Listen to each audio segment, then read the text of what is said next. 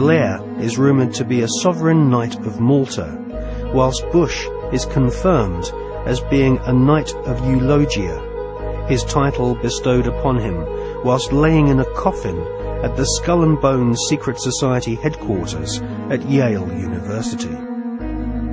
Blair and Bush claim to have democracy and freedom as their #1 priorities, but both have sworn blood-curdling oaths of allegiance to ancient Babylonian, Egyptian and Jewish demon gods. Both have sworn on pain of death not to reveal the secrets of their Masonic orders.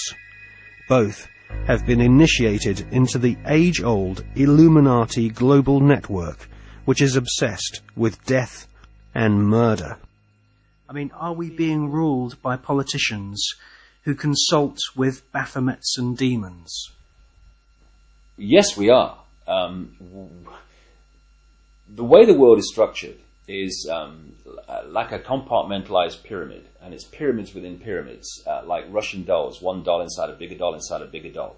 So you'll have a compartmentalized pyramid that is the British government, for instance, where the people at the bottom don't know what the top is really going towards, what the agenda really is. Just as in in a bank, you've got a bank, and the people at the bottom of the bank who take the checks over the counter, they don't know what's going on above them, and they don't know what's going on above them.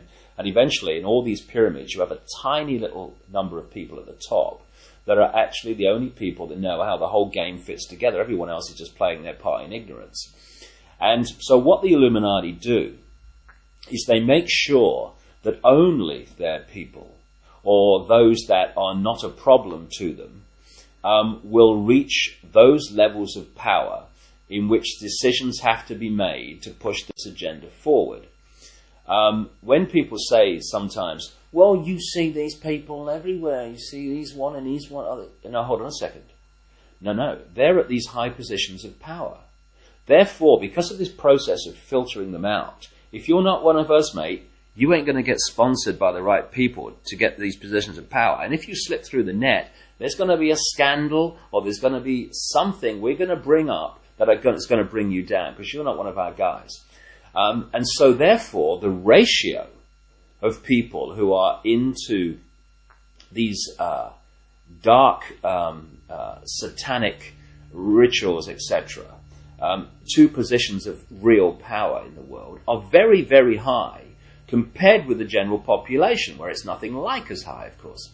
And so the question answers itself, in my experience, when people say, do you think the Prime Minister of Britain's involved? And my reply is he the Prime Minister of Britain? Yeah, well, he's involved, particularly Britain, because the reason, you see, that you cannot put a cigarette paper between the British Prime Minister ever and the President of the United States, whether Democrat or Republican, is because both are answering to exactly the same masters. And Blair and Bush, who are gophers, I mean, the real power you don't see. They're just, they're on public display, they're still at gopher level. They are far more terrified of those in the shadows dictating to them than they are of public reaction to them. Because the most that public reaction can do is kick them out. It's not the most that the people in the shadows can do. I was talking years, indeed, before Blair came to power, that Blair was a chosen one, and that he would be brought through. And one of his tasks would be to take Britain into the euro, among many other things. And this is why Bush and Blair speak from the same song sheet, because the same people are handing out the song sheets. So yes, absolutely is involved. And so are the British royal family in horrendous rituals that go on at places like Balmoral. And if what really goes on comes out, and it will, people like Bush and Blair and the British royal family will have to reincarnate many times to complete the sentence.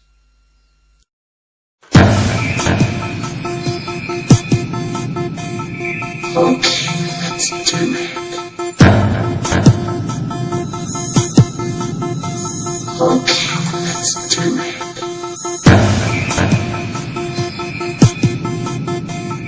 Let's do it.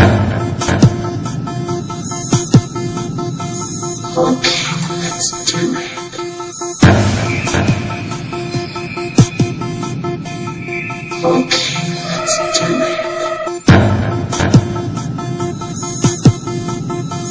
Okay, let's do it.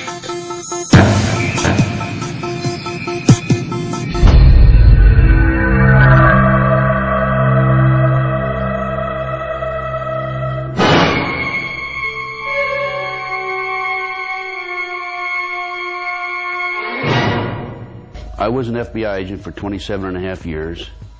At the time of my retirement, I was the senior special agent in charge of the FBI Los Angeles Division. I have been qualified in the courts as an expert on cults and satanic ritual abuse.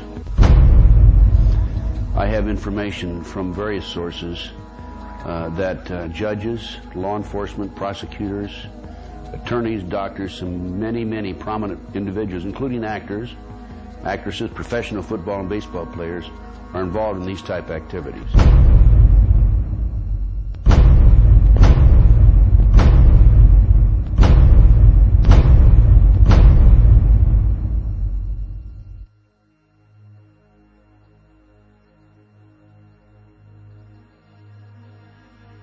If you go back 225 or 30 years ago, you have what we call the Illuminati that was established in 1776. And the goals of the Illuminati, this is all very well documented, are to take over the world. One of the best ways of taking over the world is to control people's minds. So what's happening in America, and based on my research and my interviews with numerous individuals, is that the powers that be, the higher-ups, the people in the Illuminati, are using the satanic cults as a means and as a tool to condition individuals and to make them victims of the mind control, MK Ultra mind control program. There's probably close to 4 million practicing Satanists in the United States alone, based on my intelligence information. The Royal Archmasons describe their highest-ranking brothers as Grand Solicitor Generals of the Supreme Grand Chapter. There is a secret word, the name of the true Masonic God, which none are allowed to say in public. This name is Yarbulon.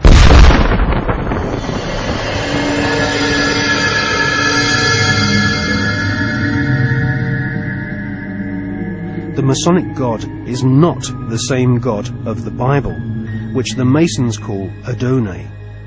Yarbulon has been described by Christian minister Canon Brian Brindley as an unholy compound of the Hebrew name of God, Jehovah, with the heathen names for Baal and Osiris. The highest ranks of Freemasonry utter Yarbulon as the one sacred and mysterious name of God. Yarbulon is a tripantheon Masonic god, in part deified as the historical Baal, which the Oxford English Dictionary confirms as being a Hebrew word. Baal is the chief male deity of the Phoenician and Canaanite nations. To the tribes of the Old Testament, Baal was the devil himself.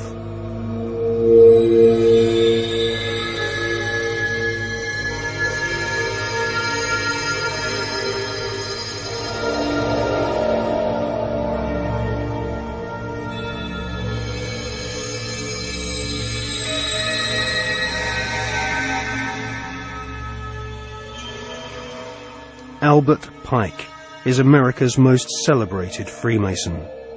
Pike was Grand Commander Sovereign Pontiff of Scottish Rite Freemasonry in the southern and western United States from 1859 to 1891. Scottish Rite Freemasonry has its own headquarters at the 33rd degree in Edinburgh. The United Grand Lodge of England has tried to deny that the true god of Masonry is Yarbulon, or has anything to do with the devil.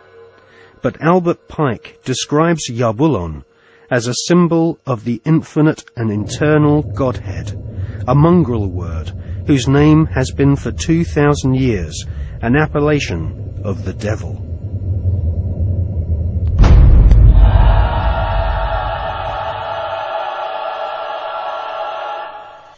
On the 14th of July, 1889, Albert Pike issued these instructions to 23 Scottish Rite Supreme Councils throughout the world.